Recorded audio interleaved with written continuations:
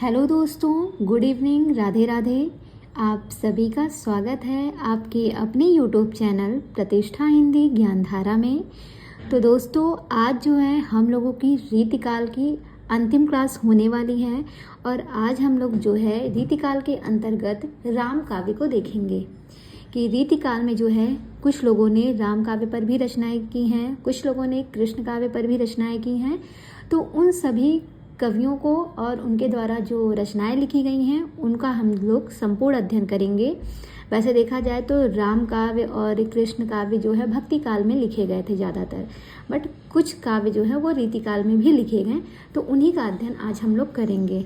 तो अगर आप में से कोई मेरे चैनल पे फर्स्ट टाइम आया है तो प्लीज़ आप वीडियो को पूरा देखिएगा। अगर वीडियो आपको पसंद आती है तो वीडियो को लाइक कीजिएगा और चैनल को सब्सक्राइब करना मत भूलिएगा। और जितना ज़्यादा हो सके आप सभी मेरे वीडियो को अपने दोस्तों में शेयर करें ताकि और लोगों को भी इसका लाभ ज़रूर मिल सके। तो चलिए दोस्तों, क्लास की शुरुआत करते हैं। आप सभी बने रहिएगा शुरू से अंत तक ताकि हर एक पॉइंट अच्छे से समझ में आए। तो देखिएगा, यहाँ पे हम बात करें राम काव्य की, तो देखिएगा राम काव्य में लिखा भी है कि रीतिकाल में रचित महत्वपूर्ण राम काव्य निम्नांकित हैं। तो वही कहने का मतलब है कि रीतिकाल में जो है बहुत से राम काव्य की रचना की गई थी। तो चलिए हम देखते हैं कौन कौन से राम काव्य लिखे गए हैं। इसमें अगर हम बात करें तो सबसे पहले जो लेखक आते हैं वो हैं जानकी रसिक शरण जी। जानकी रसिक शरण की अगर हम बात करें तो इन्होंने 2 रचनाएं लिखी थी रीतिकाल में। पहली थी अवध सागर और दूसरी है अष्टयाम प्रसंग। ये दोनों जो रचनाएं हैं ये राम काव्य पर आधारित है, ठीक है। एक है अवध सागर और दूसरी है अष्टयाम प्रसंग। दोनों रचनाएं किसकी हैं? जानकी रसिक शरण जी की हैं। आगे बात करेंगे, आगे देखिएगा जो अगले कवि हैं वो हैं भगवंत राय खिची। इन्होंने जो है 2 रचनाएं इन्होंने भी लिखी थी। पहला है रामायण और दूसरा है हनुमत पच्चीसी। ये जो रचना है हनुमत पच्चीसी ये 1760 ईस्वी में लिखी गई थी। किसके द्वारा? भगवंत राय खिची के द्वारा। तो याद रख सकते हैं हनुमत पच्चीसी 60 में लिखी रामायण खिची। इन्हें कैसे याद करेंगे कि हनुमत पच्चीसी 60 में लिखी रामायण खिची ने, हनुमत पच्चीसी 60 में लिखी रामायण खिची ने। तो रामायण से रामायण हो जाएगा और खिची से भगवंत राय खिची हो जाएगा। और हनुमत पच्चीसी 60 में, तो हनुमत पच्चीसी जो है इसका समय है 1760। तो दोनों ऐसे ही याद करिएगा कि हनुमत पच्चीसी 60 में लिखी रामायण खिची ने, याद हो जाएगा। आगे बात करेंगे, जो अगले कवि हैं वो हैं जनकराज किशोरी शरण। जनकराज किशोरी शरण, इनके द्वारा कौन कौन सी रचनाएं लिखी गई हैं? सबसे पहली है सीताराम सिद्धांत मुक्तावली, सीताराम रस तरंगड़ी, जानकी करुणाभरण, रघुवर करुणाभरण। ये 4 रचनाएं जो हैं जनकराज किशोरी शरण के द्वारा लिखी गई हैं। सीताराम सिद्धांत मुक्तावली, सीताराम रस तरंगड़ी, जानकी करुणाभरण और रघुवर करुणाभरण, याद रखिएगा। आगे बात करते हैं नवल किशोर। नवल किशोर की अगर हम बात करें तो इन्होंने कौन कौन सी रचनाएं लिखी हैं? पहला है रामचंद्र विलास, दूसरा है आल्हा रामायण, तीसरा है अध्यात्म रामायण, चौथा है रूपक रामायण, 5वीं रचना है सीता स्वयंवर, मोस्ट इम्पॉर्टेंट है। फिर अगली रचना है राम विवाह खंड, फिर है नाम रामायण, रामायण सुमिरनी और 9वीं रचना है मिथिला खंड। ये सारी की सारी रचनाएं नवल सिंह के द्वारा लिखी गई हैं। देखिए, अब जितने भी यहाँ पे रामायण शब्द से रचनाएं मिल रही हैं सब नवल सिंह के द्वारा लिखी गई हैं। लेकिन अगर केवल रामायण की बात करेगा, देखिए यहाँ पे केवल रामायण है, तो ये रामायण जो है भगवंत राय खिची के द्वारा लिखी गई थी रीतिकाल में। बाकी और भी जो रचनाएं हैं जिसमें स्टार्टिंग में कुछ और शब्द के बाद रामायण शब्द आ रहा है, तो वो रचनाएं जो है नवल सिंह के द्वारा लिखी गई। जैसे बात करें यहाँ पे देखिएगा, जैसे रामचंद्र विलास तो हैं, रामचंद्र विलास किए ही हैं भाई। फिर उसके बाद है आल्हा रामायण, ये भी रामायण से है, आध्यात्म रामायण, रूपक रामायण, नाम रामायण, रामायण सुमिरनी, ये सारी रचनाएं नवल सिंह की है। इसके बाद जो है एक है सीता स्वयंवर। तो आप जानते हैं राम जी का विवाह किससे हुआ? सीता जी से हुआ। तो जब सीता जी का स्वयंवर हुआ तब जाके राम विवाह खंड हुआ। ठीक है। राम जी का विवाह हुआ ना, जब सीता स्वयंवर हुआ उसी के बाद तो राम विवाह हुआ। और जब राम विवाह हुआ तो राम जी सीता जी को उनके मायके से लेके अपने जो है ससुराल अयोध्या में आते हैं, सीता जी के ससुराल लेके आते हैं। तो उनका मायका कहाँ पे था सीता जी का? मिथिला में था ना। मिथिला से आती हैं ये कहाँ पे? अयोध्या में आती हैं। तो सीता स्वयंवर होता है जिसमें राम जी का विवाह होता है और उसके बाद वो मिथिला से लेकर जो है सीता जी को आते हैं। और आने के बाद क्या होता है? रामचंद्र विलास करने लगते हैं। क्यों? क्योंकि उनको वनवास दे दिया जाता है। तो ये सारी चीज़ें आपको समझ में आ गई ना, कैसे कैसे याद रखेंगे। ये किसकी रचनाएं हैं? तो ये नवल सिंह की रचनाएं हैं। देखिए यहाँ पर जितनी भी चीज़ें आपको पढ़ाई जाती हैं, ये मत सोचा करिए कि अगर आज आपने क्लास ले ली उसके बाद आपके दिमाग में बनी रहेंगी। नहीं, आज आप पढ़िए, फिर इसके बाद इसका रिवीजन आप स्वयं से कीजिए। जब तक आप स्वयं से रिवीजन नहीं करेंगे 2-3 बार, तब तक आपको चीज़ें नहीं याद होंगी। तो कम से कम हफ्ते में इसका रिवीजन जरूर किया कीजिए। जब आपको अच्छे से याद हो जाए तो महीने में एक बार जरूर रिवीजन कीजिए। ऐसे थोड़ा थोड़ा करके टाइम बढ़ाया कीजिए, तो चीज़ें आपके दिमाग में हमेशा बनी रहेंगी कौन सी रचना किसकी है। आगे बात करेंगे, जो अगले कवि हैं वो हैं विश्वनाथ सिंह। विश्वनाथ सिंह की रचना है आनंद रघुनंदन नाटक और दूसरी है रामचंद्र की सवारी। तो रामचंद्र की सवारी पूरे विश्व में लोगों ने देखी है। भाई रामचंद्र की सवारी किसने देखी? पूरे विश्व के लोगों ने देखी और उनको देखकर बड़ा ही आनंद मिला। रामचंद्र की सवारी को पूरे विश्व के लोगों ने देखा और जब देखा तो उनको बड़ा आनंद मिला। ठीक है, तो आनंद रघुनंदन नाटक किसका है? विश्वनाथ सिंह का है। और रामचंद्र की सवारी ये भी विश्वनाथ सिंह की रचना है। आगे बात करते हैं, जो अगले कवि हैं वो हैं रामप्रिया शरण। रामप्रिया शरण की रचना है सीतायन, जिन्हें हम सीताराम प्रिया के नाम से भी जानते हैं। तो सीतायन ये रचना इंपॉर्टेंट है, पूछी जाती है। सीतायन किसकी रचना है? रामप्रिया शरण की है। ठीक है, आगे बढ़ते हैं। अगले कवि हैं रसिक अली। रसिक अली की अगर हम बात करें तो इन्होंने कौन कौन सी रचना लिखी है? पहली रचना है षड ऋतु पदावली, दूसरी रचना है होरी, तीसरी रचना है अष्टयाम और मिथिला विहार। ये सारी की सारी रचनाएं किसके द्वारा लिखी गई हैं? तो रसिक अली के द्वारा लिखी गई हैं। षड ऋतु पदावली, होरी, अष्टयाम और मिथिला विहार किसके द्वारा लिखी गई हैं? रसिक अली के द्वारा लिखी गई रचना है। देखिए, एक रचना हमने पढ़ा है अष्टयाम प्रसंग, जो कि जानकी रसिक शरण का है। ठीक है, और एक हमने पढ़ा मिथिला खंड। तो मिथिला खंड किसका था? नवल सिंह की रचना थी मिथिला खंड। और यहाँ पे हम दोनों को देख रहे हैं, अष्टयाम और मिथिला विहार दोनों एक में आ गए। तो ये रचना किसकी है? ये रसिक अली की है। और एक इनकी है षड ऋतु पदावली और दूसरी है होरी। ठीक है, तो ये 3 रचनाएं रसिक अली जी की हैं। आगे देखिएगा, अगले जो कवि हैं वो हैं सूरजराम पंडित। सूरजराम पंडित की है जैमिनी पुराण भाषा, 1748 ईस्वी की रचना है। इसको याद रखिएगा, ये मतलब कैसा काव्य है? तो ये राम काव्य पर आधारित है, जैमिनी पुराण भाषा। ये प्रश्न बन सकता है, तो इसको ध्यान रखिएगा, इंपॉर्टेंट है। ठीक है, सूरजराम पंडित जी की रचना है जैमिनी पुराण भाषा, 1748 ईस्वी में लिखी गई है। अगले जो कवि हैं वो हैं कृपानिवास। कृपानिवास की रचना है भावना पच्चीसी, समय प्रबंध, माधुरी प्रकाश, जानकी सहस्त्र नाम। ये सारी की सारी रचनाएं किसकी हैं? तो कृपानिवास की हैं। देखिए, इन्हें कैसे याद करेंगे? एक तो जानिएगा सहस्त्र मतलब क्या होता है? सहस्त्र मतलब होता है 1000। ठीक है, देखिए कहते हैं कि माधुरी जो है प्रकाश में, प्रकाश यानी कि सुबह का टाइम। ठीक है, कहते हैं माधुरी प्रकाश में अपनी भावना पच्चीसी से जानकी जी के सहस्त्र नाम लेकर प्रार्थना करती है।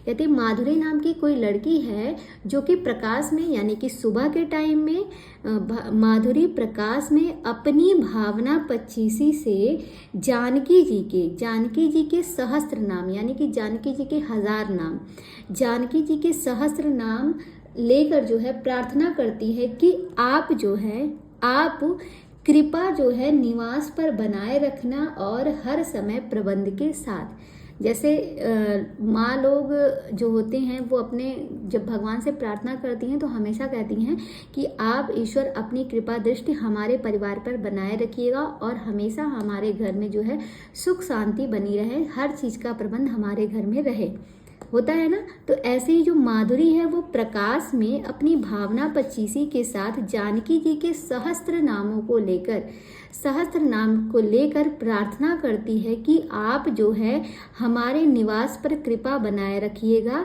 समय प्रबंध के साथ, समय प्रबंध के साथ, यानी कि समय प्रबंध भी इनकी रचना हो गई और निवास पर कृपा यानी कि कृपा निवास की ये सारी रचनाएं हो गई। इस तरीके से आप इनको याद रख सकते हैं। आगे बढ़ते हैं, जो अगले कवि हैं वो हैं मधुसूदन। मधुसूदन की रचना है रामाश्वमेध। रामाश्वमेध किसकी है? मधुसूदन की है। 1782 ईस्वी में लिखी गई रचना है मधुसूदन की, रामाश्वमेध। आगे हैं जानकी शरण। जानकी शरण की रचना है सियाराम रसमंजरी। तो जानकी की शरण में अगर जाएंगे तो सिया राम के दर्शन होंगे। भाई जानकी के शरण में जाएंगे तो सिया और राम दोनों के दर्शन होंगे। तो सिया राम रसमंजरी किसकी हो गई? जानकी शरण जी की हो गई। एक हमने पढ़ा है सबसे स्टार्टिंग में जानकी रसिक शरण, वो जानकी रसिक शरण है और यहाँ पे है जानकी शरण। तो जानकी शरण की है सिया राम रसमंजरी और जानकी रसिक शरण की है अवध सागर अष्टयाम प्रसंग। ये दो रचनाएं जो हैं जानकी रसिक शरण जी की हैं। अगले कवि हैं बाल अलीजू। बाल अलीजू जो है इनकी रचना है नेह प्रकाश। तो याद रख सकते हैं, देखिए जू जो है वो जू यानी कि जुआ, ठीक है। तो थोड़ा सा फनी वे में है लेकिन याद कर लीजिएगा, जू यानी कि जुआ और बाल में जुएं बहुत रहते हैं। तो समझ लीजिएगा कोई नेहा नाम की लड़की है, उसके बालों में जुएं ज़्यादा हैं, ठीक है। तो याद रख सकते हैं बाल अलीजू। बाल अलीजू किसकी है? नेह प्रकाश की है। तो बाल में किसके जुएं हैं? नेहा के जुएं हैं, ठीक है। और ये कब दिखा? प्रकाश में दिखा। अंधेरे में तो जुएं नहीं दिखेंगे, प्रकाश में यानी कि लाइट जब रहेगी, उजाला जब रहेगा, रोशनी जब रहेगी तभी दिखेंगे। तो याद हो जाएगा ना, रोशनी में ही जो है जुएं दिखें। तो बाल में जू किसके हैं? नेह के। और कब दिखा? प्रकाश में दिखा। तो नेह प्रकाश इनकी रचना हो गई। अगले जो कवि हैं वो है गोकुलनाथ। गोकुलनाथ की रचना है सीताराम गुराड़रव। 1813 ईस्वी की रचना है सीताराम गुराड़रव। ये 1813 ईस्वी में लिखी गई रचना है गोकुलनाथ के द्वारा। अगले कवि हैं मनियार सिंह। मनियार सिंह की अगर हम बात करें तो इन्होंने कौन कौन सी रचना लिखी है? इन्होंने लिखा है हनुमत छब्बीसी, सौंदर्य लहरी, सुंदरकांड। ये 3 रचनाएं जो हैं इनके द्वारा लिखी गई हैं। पहला क्या है? हनुमत छब्बीसी है, दूसरा है सौंदर्य लहरी और तीसरा है सुंदरकांड, ठीक है। तो कैसे याद करेंगे? देखिए कहते हैं जिसके पास ज़्यादा मनी होती है, मनी यानी कि पैसा, मनियार सिंह है ना, जिसके पास ज़्यादा मनी होती है वो क्या करता है? ज़्यादा मनी आने पर वो क्या करता है? वो जो है उसके अंदर क्या आ जाता है? सौंदर्य की लहर आ जाती है। भाई पैसा है तो अपनी सुंदरता तो जाएगा, मेकअप वेकअप करा लेगा। बहुत से लोग हैं देखिए, जब तक तैयारी करते हैं तब तक उनकी शक्ल कैसे रहती है, जैसे ही एक गवर्नमेंट जॉब मिली तब तक भाई हुलिया पूरा बदल गया, लगते ही नहीं है ये वही हैं, ठीक है। तो कह सकते हैं ना, जब इंसान के पास मनी ज़्यादा आने लगती है तब उसके अंदर जो है सौंदर्य की लहर भी आ जाती है। और जब सौंदर्य की लहर आ जाती है तब क्या करते हैं वो लोग जो है सुंदरकांड भी करवाते हैं। सुंदरकांड का पाठ कौन कराएगा? जिनके पास ज़्यादा मनी होगी, ठीक है। जिनके पास ज़्यादा मनी होगी वही जो है सुंदरकांड का पाठ भी करवाएंगे। उनके अंदर जो है सौंदर्य की लहर भी आ जाती है, ठीक है। और एक रचना है हनुमत छब्बीसी। तो ये किसकी है? मनियार सिंह की है, याद रख लीजिएगा। आगे बात करेंगे ललूक दास। ललूक दास जो है इनकी रचना है सत्योपाख्यान। सत्योपाख्यान ललूक दास की है। अगले कवि हैं गणेश। गणेश जी की रचना है वाल्मीकि रामायण श्लोकार्थ प्रकाश और दूसरी है हनुमत पच्चीसी। पहली है वाल्मीकि रामायण श्लोकार्थ प्रकाश और दूसरी है हनुमत पच्चीसी। ये गणेश कवि की रचना है। आगे देखिएगा, अगले जो कवि हैं वो हैं प्रेम सखी। प्रेम सखी की रचना, प्रेम सखी ने कौन सी रचना लिखी है? राम तथा सीता जी का नक्शिक। राम और सीता जी के नक्शिक को किसने देखा? प्रेम की सखी ने देखा। समझिए, जैसे कि प्रेम नाम का कोई लड़का है, उनकी कोई सखी है, जो महिला मित्र कह सकते हैं आप, तो उनकी एक सखी है, उसने जो है राम और सीता जी के नक्सिक को देखा। तो राम तथा सीता जी का नक्सिक किसने देखा था? तो प्रेम की सखी ने देखा था। तो प्रेम सखी की रचना हो गई। आगे देखिएगा, विश्वनाथ सिंह कृत आनंद रघुनंदन को कई विद्वान हिंदी का प्रथम नाटक मानते हैं। ये भी प्रश्न बनता है, जो है आनंद रघुनंदन जो है, ये मतलब हिंदी का प्रथम नाटक है या नहीं है? तो हिंदी का प्रथम नाटक इसको कुछ विद्वान मानते हैं, जो कि विश्वनाथ सिंह की रचना है। अगला पॉइंट है, कृपा निवास ने 18वीं सदी के अंतिम चरण में रामायण सखी संप्रदाय का प्रवर्तन किया था।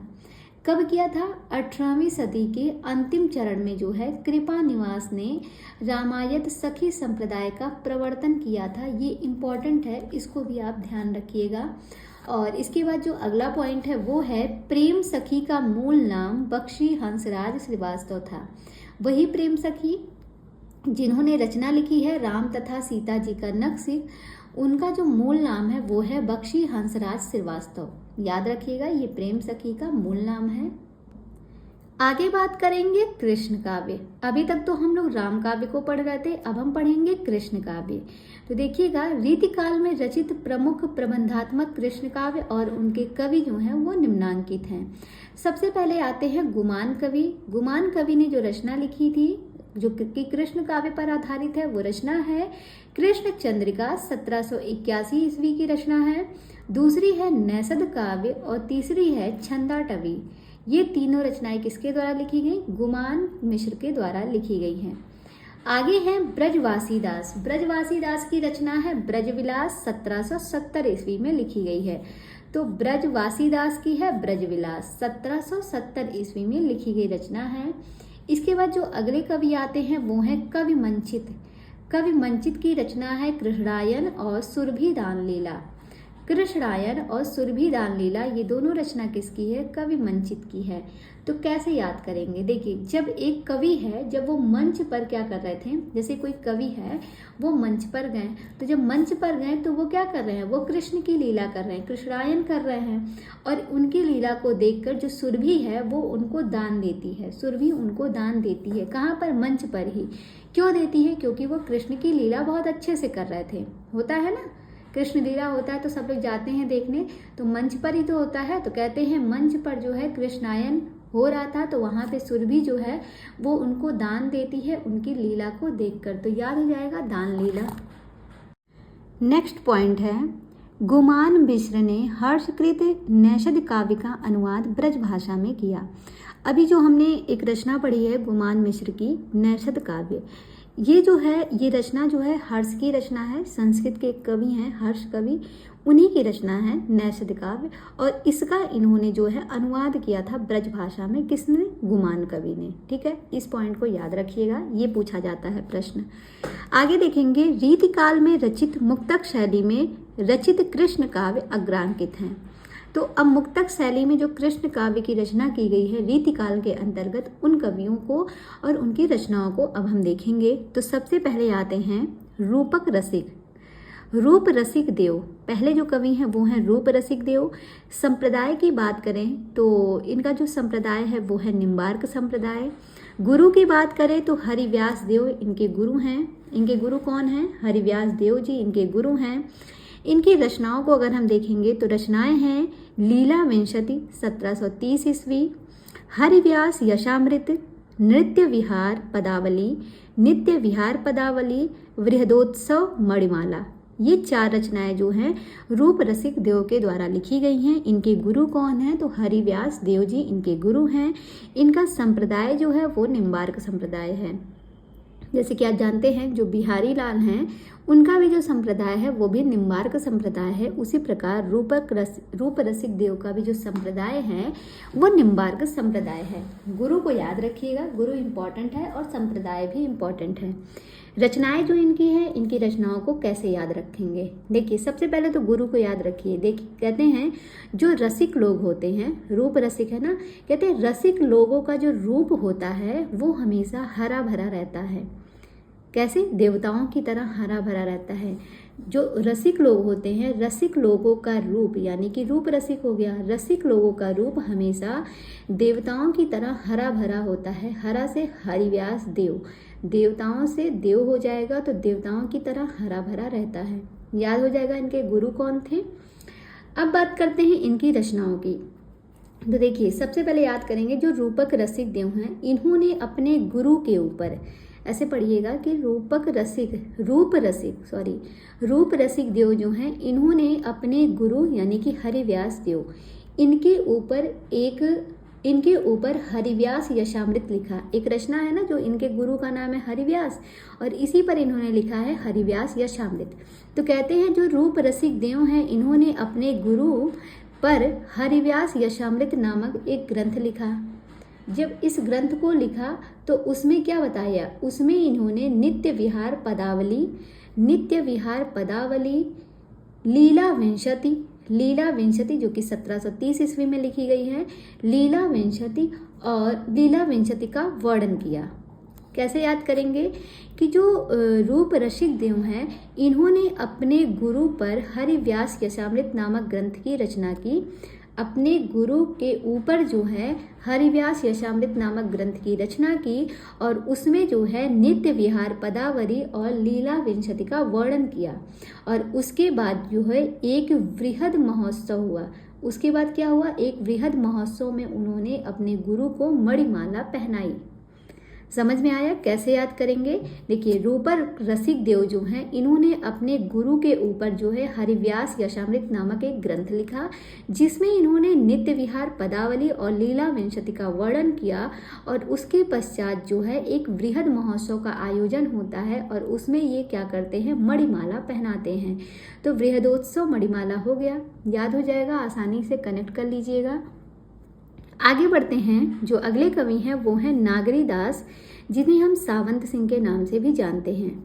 इनकी जो रचनाएं हैं वो हैं इश्क चमन, जुगल रस माधुरी, फाग विलास, रास रसलता, फाग बिहार जो कि 1751 ईस्वी में लिखी गई है, और रसिक रत्नावली। ये सारी की सारी रचनाएं किसकी हैं? तो ये जो है नागरी दास के द्वारा लिखी गई हैं। किसके द्वारा है? नागरी दास के द्वारा लिखी गई हैं। आगे बात करेंगे अलबेली अली। अगले जो कवि हैं वो हैं अलबेली अली। इनके गुरु की बात करें तो इनके गुरु थे विष्णु स्वामी जी। विष्णु स्वामी इनके गुरु थे, और विष्णु स्वामी इनका संप्रदाय था। आगे बात करेंगे अलबेली अली की। अलबेली अली जो हैं, इनका संप्रदाय है विष्णु स्वामी। संप्रदाय क्या है? विष्णु स्वामी है। और इनके जो गुरु हैं वो हैं वंशी अली। गुरु कौन थे? वंशी अली जी थे। इनकी रचनाओं की बात करें तो इनकी दो रचनाएं हैं, श्री स्त्रोत और समय प्रबंध पदावली। एक है श्री स्त्रोत और दूसरा है समय प्रबंध पदावली। ये दो रचनाएं अलबेली अली की है। एक रचना अभी हमने पढ़ी है समय प्रबंध, तो केवल समय प्रबंध की बात करेगा तो वो रचना है कृपा निवास की। लेकिन अगर प्रश्न बने कि समय प्रबंध पदावली किसकी रचना है, तो ये अलबेली अली की रचना है, ध्यान रखिएगा। आगे देखेंगे जो अगले कवि हैं वो हैं चाचा हित वृंदावन दास। चाचा हित वृंदावन दास, इनका जो संप्रदाय है वो है राधा वल्लभ संप्रदाय। वृंदावन तो कनेक्ट हो जाएगा राधा, ठीक है, क्योंकि इनका जो कनेक्शन है वो वृंदावन से है। तो चाचा हित वृंदावन दास का जो संप्रदाय है वो है राधा वल्लभ संप्रदाय। अब इनके रचनाओं की बात करें तो रचनाएं इनकी हैं लाड सागर, ब्रज प्रेमानंद सागर, जुगल स्नेह पत्रिका, कृपा अभिलाष बेली और भ्रमर गीत। ये सारी रचनाएं किसके द्वारा लिखी गई हैं? तो चाचा हित वृंदावन के द्वारा, वृंदावन दास के द्वारा लिखी गई हैं। अब इन्हें हम याद कैसे करेंगे कि ये इन्हीं की रचनाएं हैं? देखिए, जैसे आप सभी के चाचा लोग होंगे ही, तो जो चाचा लोग होते हैं ना, वो अपने भतीजे से बड़ा ही प्यार करते हैं, बड़ा ही प्रेम करते हैं। तो ऐसे समझिएगा, चाचा जो हैं वो हित चाहते हैं, भला चाहते हैं। कुछ चाचा जो हैं दुष्ट भी प्रवृत्ति के भी होते हैं, पर यहाँ पे हम अच्छे से कनेक्ट करेंगे, ठीक है। तो कहते चाचा हित चाहते थे अपने भतीजे का। तो चाचा हित चाहते थे, हित से हो जाएगा हित वृंदावन दास। चाचा हित चाहते थे किसका? अपने भतीजे का। और जब भतीजे का हित चाहते हैं तो उनको क्या करते हैं? उनको लाड भी करते थे। लाड से हो जाएगा लाड सागर। लाड करते थे, कैसे करते थे? सागर की तरह, तो लाड सागर हो गया। प्रेम भी करते थे, प्रेम भी करते थे, कैसे करते थे? ब्रज प्रेमानंद के सागर के जैसे प्रेम भी करते थे, पर कैसे करते थे? ब्रज प्रेमानंद सागर की तरह ये प्रेम भी करते थे, उनसे लाड करते थे सागर की तरह, प्रेम करते थे ब्रज प्रेमानंद सागर की तरह, ठीक है। और हमेशा जो है वो राधा से प्रार्थना करते थे। किससे करते थे? चाचा जी। चाचा जी हमेशा राधा से प्रार्थना करते थे कि कृपा अभिलाषा बनी रहे, कृपा अभिलाषा बनी रहे। ये सब जुगल स्नेह पत्रिका में लिखते हैं, जिसको भ्रमर गीत नाम देते हैं। क्या बता रहे हैं कि जो चाचा जो थे वो अपने भतीजे का हित चाहते थे, और उसके लिए वो अपने भतीजे से बड़ा लाड भी करते थे। लाड कैसा करते थे? सागर की तरह। प्रेम भी करते थे ब्रज प्रेमानंद सागर की तरह, और जो है राधा से हमेशा प्रार्थना भी करते हैं। राजा से क्या करते थे? राधा से प्रार्थना भी करते थे कि कृपा अभिलाषा इस पर बनी रहे, और इन सब बातों को वो जुगल स्नेह पत्रिका में लिखते हैं, और उस पत्रिका का नाम देते हैं भ्रमर गीत। याद हो जाएगा, ये चाचा हित वृंदावन दास की सारी रचनाएं हैं। आगे बात करेंगे भगवंत रसिक, भगवत रसिक की। तो भगवत रसिक जो हैं, इनका जो संप्रदाय है वो सखी संप्रदाय है। गुरु की बात करें तो ललित मोहिनी दास इनके गुरु हैं। भगवत रसिक के, इनके गुरु का नाम याद रखिएगा, थोड़ा डिफरेंट है। तो भगवत रसिक जो हैं ये सखी संप्रदाय के हैं, और इनके गुरु का नाम है ललित मोहिनी दास। और इनकी रचनाएं जो हैं वो है अनन्य निश्चयात्मका ग्रंथ। अनन्य निश्चयात्मका ग्रंथ ये किसकी रचना है? तो ये भगवत रसिक की रचना है, इसको भी ध्यान रखिएगा। आगे बात करेंगे, जो अगले कवि हैं वो हैं वृंदावन देव, जो कि निम्बार्क संप्रदाय के हैं। इनकी जो रचना है वो है निम्बार्क माधुरी, जिन्हें हम कृष्णामृत गंगा के भी नाम से जानते हैं। तो ये याद रखिएगा, निम्बार्क माधुरी किसकी रचना है? वृंदावन देव की रचना है। और ये संप्रदाय, ये किस संप्रदाय के थे? तो निम्बार्क संप्रदाय के थे। आगे बात करेंगे पीताम्बर दास की। पीताम्बर दास जी जो हैं ये सखी संप्रदाय में हैं, सखी संप्रदाय के हैं। इनके गुरु का नाम क्या था? रसिक दास था। तो पीताम्बर दास के गुरु कौन थे? रसिक दास थे। इनकी जो रचनाएं हैं वो कौन कौन सी थी? इनकी रचनाएं हैं केली माल की टीका, समय प्रबंध। देखिए समय प्रबंध, यहाँ पे भी एक रचना मिल गई आपको, और इसके पहले भी अभी हमने जो है समय प्रबंध नाम से एक रचना पढ़ी है, जो कि आपको पता है किसकी है? वो कृपा निवास की है। और समय प्रबंध पदावली जो है वो किसकी है? वो अलबेली अली की रचना है। और यहाँ पे जो समय प्रबंध है ये कृष्ण काव्य के अंतर्गत हम पढ़ रहे हैं, और वो जो समय प्रबंध पढ़े थे कृपा निवास की, वो राम काव्य वाली है। तो ध्यान रखिएगा, जो कृपा निवास की समय प्रबंध है वो राम काव्य में है, और जो ये पढ़ रहे हैं हम लोग पीताम्बर दास की जो रचना है समय प्रबंध, ये कृष्ण काव्य में है। दोनों ध्यान रखिएगा। अगली रचना है सिद्धांत और रस की साखी, सिद्धांत और रस के पद। ये चार रचनाएं जो हैं पीताम्बर दास के द्वारा लिखी गई हैं। केलीमाल की टीका, समय प्रबंध, सिद्धांत और रस की साखी, सिद्धांत और रस के पद। आगे बात करेंगे सुंदरी कुंवरी बाई। सुंदरी कुंवरी बाई जो हैं, इनकी ये जो है इनका संप्रदाय है राधा वल्लभ संप्रदाय। एक तो सुंदर है और ऊपर से कुंवारी हैं, तो इनका संप्रदाय क्या हो गया? इनका संप्रदाय है राधा वल्लभ संप्रदाय। और इनकी रचनाओं की अगर हम बात करें तो इनकी रचनाएं हैं नेह निधि, संकेत युगल और भावना प्रकाश। ये तीन रचनाएं हैं किसकी? सुंदरी कुंवरी बाई की। तो कह सकते हैं एक सुंदरी है जो कि कुंवारी हैं, तो कह सकते हैं सुंदरी जो कुंवरी बाई थी, ये अपनी भावना प्रकाश द्वारा संदेश देती हैं अपने स्नेह का। सुंदरी कुंवरी बाई जो है ये भावना प्रकाश द्वारा अपनी भावना के प्रकाश से संकेत देती हैं। क्या संकेत देती हैं?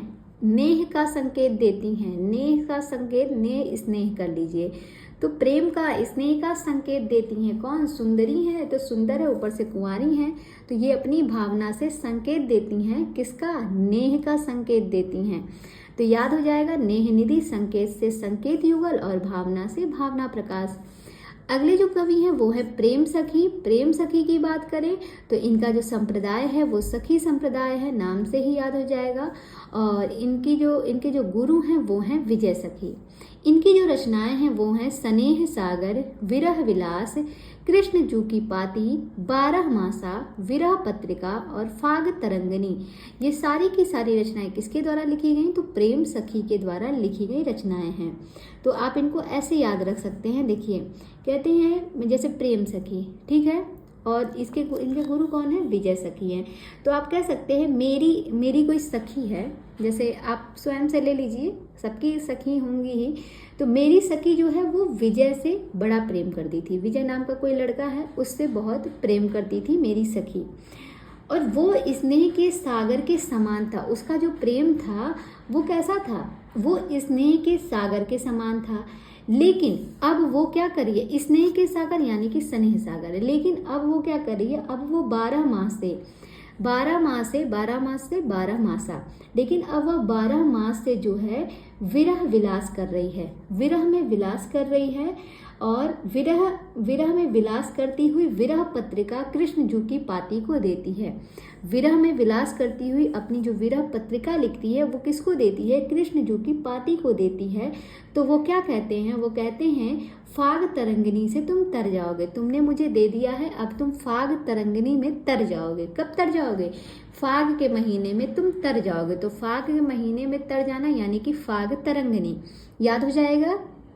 प्रेम सखी, समझिएगा, कोई सखी है, हाँ, मेरी कोई सखी है या प्रेम की कोई सखी है, जो प्रेम नाम का कोई लड़का है उसकी कोई दोस्त है। तो कहते हैं प्रेम की सखी जो है वो विजय से बड़ा प्रेम करती थी, और उसका प्रेम जो था वो स्नेह सागर के जैसा था। लेकिन 12 मास यानी कि 1 साल से वो क्या कर रही है? अपने प्रेम के विरह में विलास कर रही है, और उस विरह विलास में उसने विरह पत्रिका लिखी है, और वो पत्रिका किसको दी? कृष्ण जू की पाती को देती है। और जब पत्रिका मिलती है तो वो कहते हैं कि तुम फाग में तर जाओगे। फाग में तर जाओगे यानी कि फाग तरंगिनी हो गया। तो इस तरीके से आप याद रख सकते हैं। आगे देखेंगे जो अगले कवि हैं वो हैं सहचरी सरन। सहचरी सरन की बात करें तो इनका भी जो संप्रदाय है वो सखी संप्रदाय है, और इनकी रचनाएं हैं ललित प्रकाश, सरस मंत्रावली। 2 रचनाएं मिलती हैं। पहली है ललित प्रकाश और दूसरी है सरस मंत्रावली। किसकी है? सहचरी सरन जी की रचनाएं हैं। आगे बात करेंगे, अगले कवि हैं कृष्णदास। कृष्णदास की रचना है माधुर्य लहरी, 1796 ईस्वी में लिखी गई है। माधुर्य लहरी 1796 ईस्वी में कृष्णदास की रचना है। अगले कवि हैं रत्न कुंवरी। एक थी सुंदरी कुंवरी भाई और ये है रत्न कुंवरी। इनकी रचना है प्रेम रत्न, 1800 ईस्वी में, और ये एक प्रबंध काव्य है। तो कह सकते हैं कुंवरी, कोई कुंवरी लड़की है, कुंवारी है, कहते कुंवरी को प्रेम का रत्न मिला कब? 18 साल में। देखिए जब 18 साल का व्यक्ति हो जाता है, कोई भी अगर 18 साल का हो गया, उसके बाद अगर वो किसी से प्रेम कर रहा है, ठीक है, तो वो जायज़ है, उस पर कोई भी दिक्कत नहीं होगी, ठीक है। प्रेम में अगर वो शादी भी कर ले तो ठीक है। लेकिन अगर 18 साल से कम की उम्र में उसने प्रेम किया और किसी लड़के के साथ भागे, या कोई लड़का उसको भगा ले गया, तब तो भाई आप पे केस बनेगा ना, क्योंकि नाबालिग है। तो याद रख सकते हैं कुंवरी है तो कुंवरी को प्रेम का रत्न कब मिला? प्रेम का रत्न यानी कि प्रेम करने की आज़ादी। तो कुंवरी को प्रेम का रत्न कब मिला? 18 साल में मिला। उसकी 18 साल की एज हो गई तो उसको प्रेम का रत्न मिल गया, यानी कि अब वो किसी से प्रेम कर सकती है। तो याद हो जाएगा। तो 18 साल में कुंवरी को प्रेम का रत्न 18 साल में मिला, उसका उसने प्रबंध किया 18 साल तक, ठीक है। तो 18 से 1800 और प्रबंध से प्रबंध का प्रेम का रत्न मिला, यानी कि प्रेम रत्न किसको? कुंवरी को। तो रत्न कुंवरी हो गया। अगले जो कवि हैं वो हैं दामोदर चौधरी उड़दाम। दामोदर चौधरी उड़दाम की रचना है उड़दाम प्रकाश, कुबरी किलोल, कान्हा की बंशी, मनमौज सागर और कोरदार बत्तीसी। कोरदार बत्तीसी ये किसकी रचना है? ये दामोदर चौधरी उड़दाम की है। तो कोरदार बत्तीसी जो होती है वो बड़ी दमदार होती है। जो कोरदार वाली बत्तीसी होती है वो कैसी होती है? बड़ी दमदार होती है। कान्हा की जो बंसी बजती है उसकी जो आवाज़ होती है बड़ी दमदार होती है। मनमौज, सागर में जब मनमौज करते हैं सब लोग, बड़ा दमदार होता है। जो लोग सागर में मनमौज करें वो यानी कि समझ जाइए बहुत दमदार व्यक्ति हैं। कुबरी किल्लोल करती है, तो उसकी आवाज़ जो है वो भी बड़ी दमदार लगती है। और एक है उर्दाम प्रकाश, तो इनके नाम से ही है उर्दाम, ठीक है। तो दामोदर चौधरी उर्दाम की ये सारी रचनाएं थी, यहाँ पे हमने देख ली। आगे देखिएगा, अगला पॉइंट है वृंदावन देव प्रसिद्ध कवि घनानंद के गुरु थे। जो वृंदावन देव थे ये घनानंद के गुरु थे। अगला पॉइंट है सुंदरी कुंवरी बाई जो है ये पीताम्बर दास की उपपत्नी थी। पीताम्बर दास, वही पीताम्बर दास जिन्होंने रचना लिखी है केलीमाल की टीका, समय प्रबंध, सिद्धांत और रस के पद, सिद्धांत और रस की साखी। ये सारी रचनाएं उन्हीं पीताम्बर दास की थी और उन्हीं की उपपत्नी है सुंदरी कुंवरी बाई, ठीक है। वही जो अपने भावना प्रकाश से संकेत देती हैं नेह का। अगला पॉइंट है कि रत्न कुंवरी राजा शिव प्रसाद सितारे हिंद की दादी थी। जो रत्न कुंवरी जी थी जिन्होंने प्रेम रत्न पा लिया था 18 साल में, तो वही रत्न कुंवरी जी राजा शिव प्रसाद सितारे हिंद की दादी थी। अब बात करते हैं हास्य व्यंग्य की। रीतिकाल में एक हास्य व्यंग्य पर भी रचनाएं हुई थी। तो इसमें जो है अली मुहिम खां प्रीतम ने खटमल बाईसी नामक एक हास्य रस की पुस्तक लिखी थी। प्रश्न बन सकता है कि खटमल बाईसी नामक जो रचना है ये किस काल में लिखी गई। तो ये रचना जो है, एक तो जानिएगा नाम से ही लग रहा है खटमल बाईसी हास्य व्यंग्य है, और दूसरी बात ये है कि ये रीतिकाल में लिखी गई, और तीसरी बात ये है कि ये किसके द्वारा लिखी गई, तो अली मुहिम खां प्रीतम के द्वारा लिखी गई है, एक हास्य रस की पुस्तक है। तो दोस्तों इसी के साथ जो है हमारा जो रीतिकाल का संपूर्ण टॉपिक था वो आज समाप्त होता है, और इसके बाद जो है हम लोग आधुनिक काल में प्रवेश करेंगे। रीतिकाल का हमारा जितना भी टॉपिक था सरस्वती पांडे गोविंद पांडे की पुस्तक में, तो वो सारा हमने जो है पढ़ लिया है। अगर किसी ने मेरी पहले की वीडियोस नहीं देखी है तो आप मेरे चैनल के प्लेलिस्ट में जाइएगा, वहाँ पे जो संपूर्ण रीतिकाल वाली प्लेलिस्ट बनी है आप उसमें जाके हर एक टॉपिक का अध्ययन कर सकते हैं। वहाँ पे मैंने पेज नंबर भी डाल रखा है और टॉपिक भी आपको मिल जाएगा कि कौन सा टॉपिक इस वीडियो में है, तो ज़्यादा दिक्कत नहीं होगी, आप वहाँ से जाके उनका अध्ययन कर सकते हैं। बाकी कल जो क्लास होगी वो हम देखेंगे आधुनिक काल में। तो दोस्तों आज की क्लास को यहीं तक रखते हैं। आप बताइएगा आपको ये सेशन कैसा लगा, आज की क्लास आपको कैसी लगी।